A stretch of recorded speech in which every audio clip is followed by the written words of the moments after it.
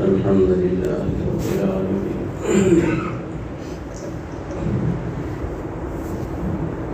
والعاقبة للمتقين والصلاة والسلام على أشرف الأنبياء والمرسلين محمد وعلى آله وأصحابه أجمعين.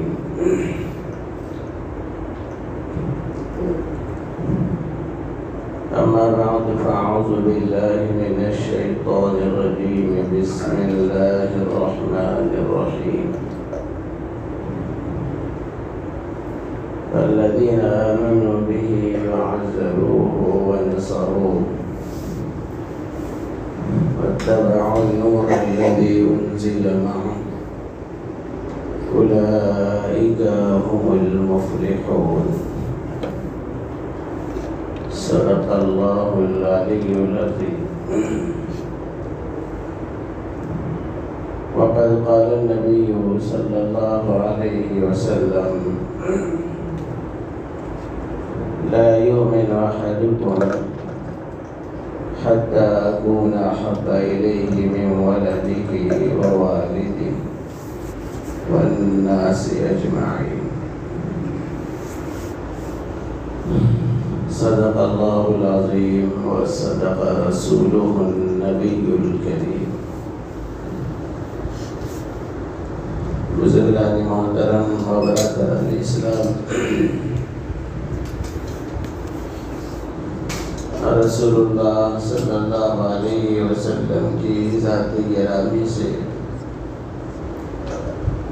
ہماری جو رشتہ داری ہے وہ یہ ہے کہ آپ صلی اللہ علیہ وسلم ہمارے رسول ہیں اور ہمارے نبی ہیں اور ہمارے لیے نمونہ اور آئیڈیل ہیں۔ اس اعتبار سے امتیوں پر یہ ذمہ داری عائد ہوتی ہے کہ وہ رسول اللہ صلی اللہ علیہ وسلم کے 5 حقوق کو ادا کریں۔ پہلا حق ہے رسول اللہ صلی اللہ علیہ وسلم پر ایمان ہو۔ دوسرا حق یہ ہے کہ رسول اللہ صلی اللہ علیہ وسلم کا اور آپ کے نام کا ادب و احترام، اور تیسرے رسول اللہ صلی اللہ علیہ وسلم سے محبت ہو، اور چوتھا رسول اللہ صلی اللہ علیہ وسلم کی اطاعت ہو، آپ کی بات ماننے کا جذبہ ہو،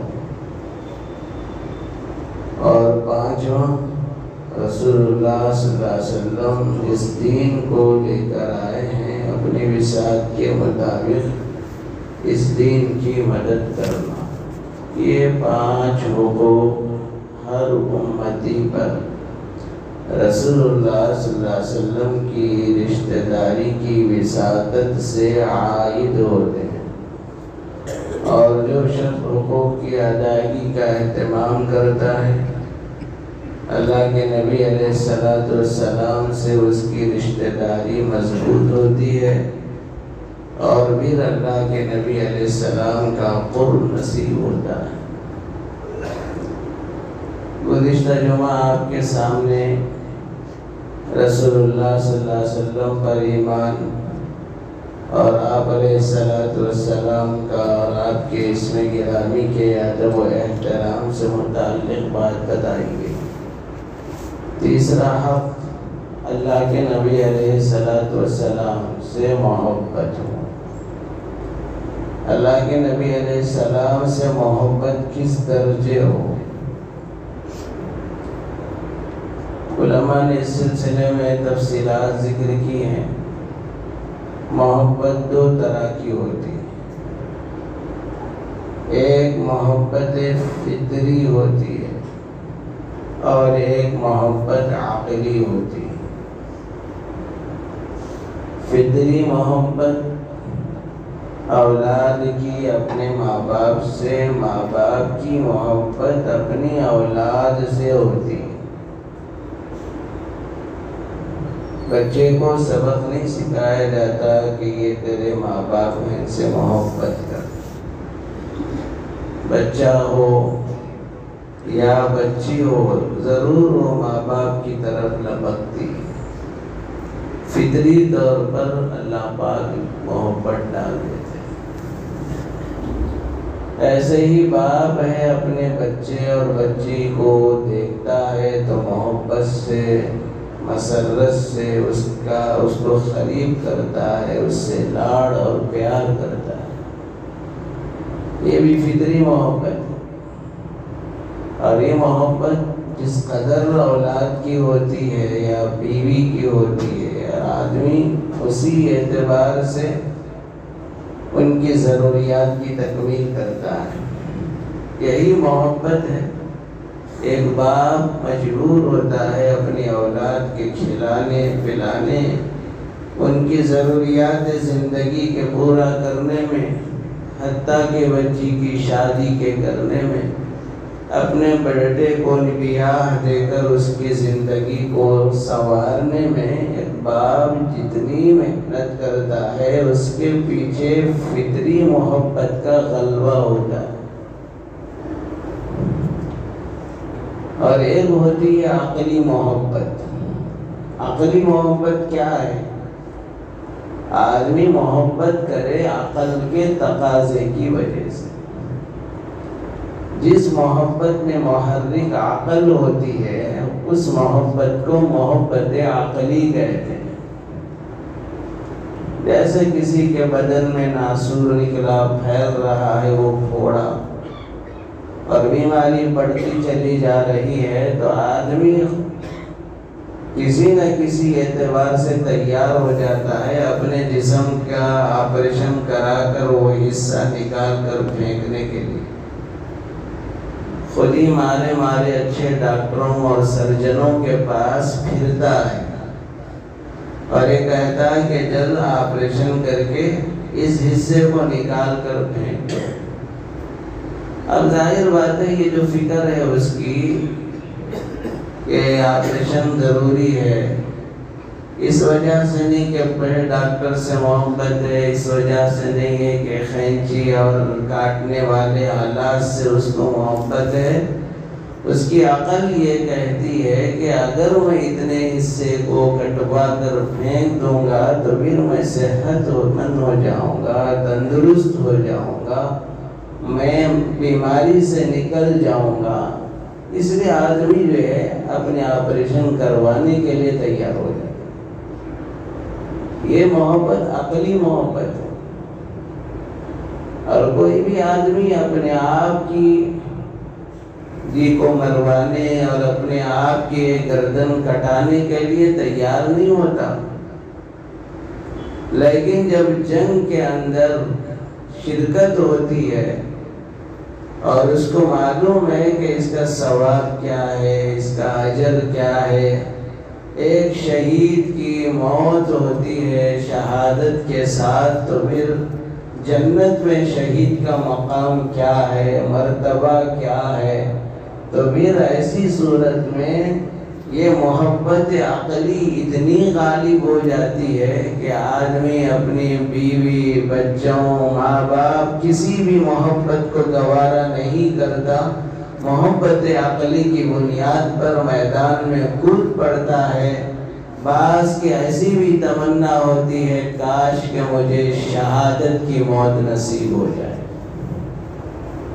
یہ محبت عقلی محبت ہے۔ حضرات صحابہ کرام رضوان اللہ تعالی علیہم اجمعین میں محبت عقلی اس قدر غالب تھی، اس قدر غالب تھی، کبھی جنگوں میں ایسا بھی ہوا ایک طرف بیٹا کافر ہے، باپ مسلمان، کہیں باپ مسلمان ہے تو بیٹا کافر ہے، لیکن جگہوں کے اندر اگر باپ کا بیٹے کا سامنا ہوتا، بیٹے کا باپ سے سامنا ہوتا، تو یہاں کوئی فطری محبت کارگر نہیں ہوتی تھی، بلکہ اللہ اس کے رسول کی محبت ایسے غالب ہوتی تھی کہ اب وہ میرا بیٹا بیٹا نہیں رہا، وہ اللہ کے حکم کے خلاف کھڑا ہوتا ہے، نبی کے خلاف کھڑا ہوتا ہے، اسلام کے خلاف کھڑا ہوتا ہے، اس کو ختم کرنے میں 1 منٹ کے لیے بھی نہیں سوچتا۔ تو آپ پوری تاریخ پڑھ رکھیں، حضرات صحابہ کرام کے جنگوں میں شہادت کی جو کیفیت تھی، رسول اللہ صلی اللہ علیہ وسلم کے لیے اپنی جان کو قربان کرنا، اسلام کی سر بلندی کے لیے اپنی گردن کٹانے کو سب سے بڑی سعادت اور سب سے بڑی نیکی اور سب سے بڑا اجر و ثواب سمجھتے تھے۔ تو اللہ کے نبی علیہ السلام سے جو محبت ہو وہ فطری محبت سے بڑھ کر عقلی محبت ہو، اور عقلی محبت کا غلبہ اتنا ہو جاتا تھا کہ فطری محبت سے بھی آگے بڑھ جاتا تھا۔ تو اللہ کے رسول علیہ السلام سے محبت عقلی محبت ہے۔ اگر میں نبی کی سنتوں پر چلوں گا، ایک سنت کے زندہ کرنے پر 100 شہیدوں کے برابر اجر ملے گا۔ خاص طور پر اس زمانے میں جب رسول اللہ صلی اللہ علیہ وسلم کی سنتوں کے جنازے نکل رہے ہوں، نبی کی سنتوں کو لوگ چھوڑ رہے ہوں، ایک ایک سنت کو بندہ اپناتا ہے، بہت بڑی فضیلت خوشخبری سنائی گئی۔ حضور اکرم صلی اللہ علیہ وسلم نے ارشاد فرمایا، من احیا سنتی عند فساد امتی فلہ اجر 100 شہید۔ جو شخص فساد امت کے زمانے میں میری ایک سنت کو بھی زندہ کرتا ہے تو اس کو 100 شہیدوں کے برابر اجر و ثواب ملتا ہے۔ تو بھائیو، اس سے بات معلوم ہوئی، اللہ کے نبی علیہ السلام سے محبت ہر مومن کو، ہر مومنہ کو، ہر جوان کو، ہر بوڑھے کو محبت عقلی کی حیثیت سے اتنی زیادہ ہو کہ فطری محبتوں کو بھی قربان کرنے کے لیے تیار ہو جائے۔ نماز فجر کو اٹھنا آدمی کے لیے بھاری ہوتا ہے جب یہ سوچتا ہے کہ میں کل اللہ کے نبی کے سامنے پہنچوں گا، اللہ کے نبی مجھ سے ناراض ہوں گے، منہ پھیر لیں گے، تو پھر میری نجات کیسی ہوگی؟ پھر جب یہ سوچے گا الصلاۃ قرۃ عینی، سرکار دو عالم صلی اللہ علیہ وسلم نے فرمایا نماز میری آنکھوں کی ٹھنڈک ہے، جو نماز پڑھے گا حضور کی آنکھوں کو ٹھنڈک پہنچائے گا، جو نماز نہیں پڑھے گا حضور کی آنکھوں کو ٹھنڈک نہیں پہنچائے گا۔ جب ظاہر بات ہے یہ ارشاد اس کو یاد آتا ہے تو اس کی عقل اس کو کلک کرتی ہے، اندر سے اس کو بے چین کرتی ہے، میں نماز پڑھ لوں کہ اللہ بھی راضی ہو جائے اور رسول اللہ صلی اللہ علیہ وسلم بھی مجھ سے راضی ہو جائے۔ ایک آدمی کے اندر جذبہ پیدا ہوتا ہے پیسہ جمع کرنے کا، پیسہ اکٹھے کرنے کا، خواہ کسی بھی راستے سے ہو، حلال حرام کی کوئی تمیز نہیں، جائز ناجائز کی کوئی تمیز نہیں۔ اگر سود کے راستے سے بھی آ رہا ہے تو بلا کسی جو ہے پرواہ کے آدمی مال جمع کر رہا ہے، رشوت کے طریقے پر آ رہا ہے جمع کر رہا ہے۔ ذرا عقل پر سوچے، سود لینے والا اللہ تعالیٰ کا دشمن ہے۔ اللہ نے فرمایا قرآن میں کہ اگر تم سود نہیں چھوڑو گے تو میدان جنگ میں آ جاؤ، اللہ اس کا رسول تم سے جنگ کرے گا۔ اللہ اتنے ناراض ہو جائیں گے، اللہ کے رسول مجھ سے اتنے ناراض ہو جائیں گے، تو آدمی جو ہے عقل اس کو یہ کہتی ہے کہ اب تجھے سود کو بھی چھوڑنا پڑے گا، رشوت کو بھی چھوڑنا پڑے گا، اس کے بغیر تیری نجات نہیں۔ ہر حکم کے اندر اپنی عقلی محبت کی کسوٹی کو رسول اللہ صلی اللہ علیہ وسلم کی رشتہ داری کے ساتھ، اللہ کی رشتہ داری کے ساتھ جوڑ کر آدمی غور کرے تو عقل کہتی ہے کہ یہ دنیا چند روزہ ہے، ہمیشہ ہمیش کی زندگی آخرت کی ہے، میں اس تھوڑی سی زندگی کے لیے ہمیشہ کی زندگی کو برباد نہیں کر سکتا۔ الغرض محبت عقلی ہو، اور یاد رکھنا اللہ اس کے رسول صلی اللہ علیہ وسلم سے محبت کس درجے ہو، کہتے ہیں اپنے جان سے بھی زیادہ عزیز اللہ ہوں، اللہ کے رسول صلی اللہ علیہ وسلم۔ اتنے محبت کرنے والے اللہ کے علاوہ اور اللہ کے رسول کے علاوہ کوئی اتنی محبت کرنے والا نہیں۔ ماں باپ کی محبت عارضی ہے، بیوی کی محبت عارضی ہے، رشتہ داروں کی محبت عارضی ہے، اللہ کی محبت اور رسول اللہ صلی اللہ علیہ وسلم کی محبت ابدی ہے، ہمیشہ ہمیش بندے کو کام آنے والی۔ اس لیے حدیث میں حضور اکرم صلی اللہ علیہ وسلم نے ارشاد فرمایا، اے لوگوں، تم میں کوئی بھی آدمی اس وقت تک کامل ایمان والا نہیں ہو سکتا جب تک کہ میں اس کے نزدیک اس کے بیوی بچوں ماں باپ سے زیادہ محبوب نہ ہو جاؤں۔ آدمی محبت کرتا ہے یا تو اپنے سے چھوٹے سے، یا محبت کرتا ہے اپنے سے بڑے آدمی سے، یا محبت کرتا ہے برابر درجے کے آدمی سے۔ تو حدیث میں حضور نے 3 طرح کے تعلقات کو سامنے رکھتے ہوئے فرمایا کہ میری محبت ان تینوں تعلقات سے بھی بڑی۔ ارشاد نبوی صلی اللہ علیہ وسلم ہے، لا يؤمن احدكم حتى اكون احب اليه من ولده ووالده والناس اجمعين۔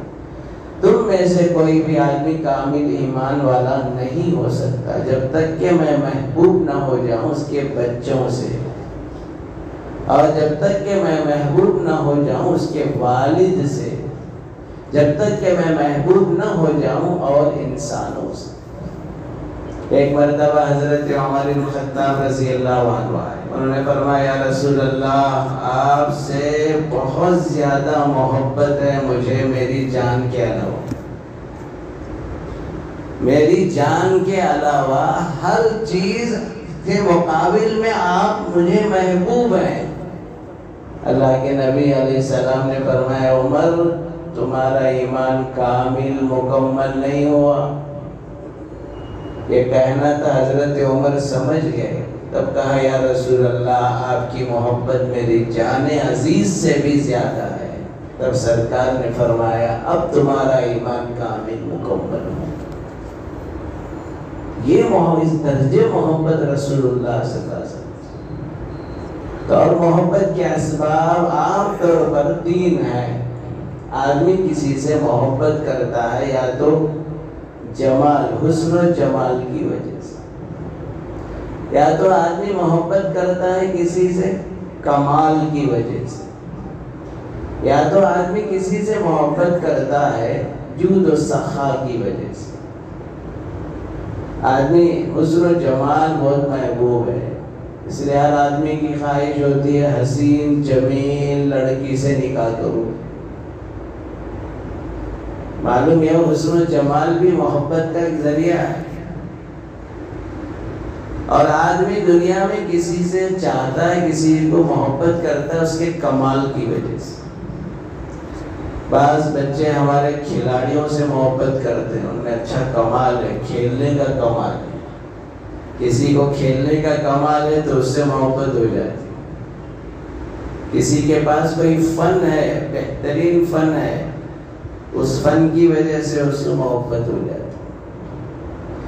اور یاد رکھنا چاہیے، دنیا کے اندر لوگ جس قدر کمالات کی وجہ سے محبت کرتے ہیں وہ ایک گناہ محبت ہے، اور ایک محبت آدمی کرتا ہے جود و سخا کی وجہ سے۔ کوئی آدمی کسی کے ساتھ داد و دہیش کرتا ہے، ضروریات کی تکمیل میں مدد کرتا ہے، بیچارہ غریب ہے، بچی کی شادی کے مسئلے میں پریشان ہے، اس کا ہاتھ بٹا دیا، بچے کی تعلیم کے مسئلے میں ہاتھ بٹا دیا، تو اس کو ایک گناہ اپنے محسن سے محبت ہوتی ہے. ارے بھائی بڑے اچھے آدمی ہیں، بہت ہی محبت سے اس سے ملتا ہے، بہت ہی پرجوش اس انداز سے اس سے ملاقات کرتا ہے. کیوں؟ جود و سخا کی. اور یاد رکھنا چاہیے اللہ پاک نے حسن و جمال کے اعتبار سے آپ دیکھیں گے اللہ کے نبی کے برابر کوئی حسین اور جمیل اس دنیا میں نہیں. کمال کے لین سے آپ پوری دنیا کو چھان بین کریں، رسول اللہ صلی اللہ علیہ وسلم جیسا با کمال کوئی انسان نہیں. جود و سخا کے باب میں آپ غور و فکر کریں گے، اس دنیا میں رسول اللہ صلی اللہ علیہ وسلم جیسا کوئی سخی نہیں. ہاں تو جمال بھی ہے، جمال ایسا اعلیٰ درجہ جس کا اندازہ نہیں لگا جا سکتا. تو معلوم یہ ہوا اسباب محبت پورے جب حضور کے اندر ہیں تو پھر ہم کیوں اللہ کے نبی سے محبت رکھیں. محبت کی نشانی یہ ہے حضور کی ایک ایک سنتوں کو اپنی زندگی میں لاؤ. کھانے کی، پینے کی، رہن سہن کی، شادی بیاہ کی، یہ علامت ہے کہ یہ سرکار کا سچا عاشق ہے. آج اس پہ تو رہا نہیں، دعوی عشق بہت ہے، زندگیاں عمل سے خالی ہیں، زندگیاں سنتوں سے خالی ہیں. اللہ مجھے آپ کو سرکار دو عالم صلی اللہ علیہ وسلم سے، اللہ تبارک و تعالیٰ سے سچی محبت عطا کرے. وآخر دعوانا الحمدللہ رب العالمین.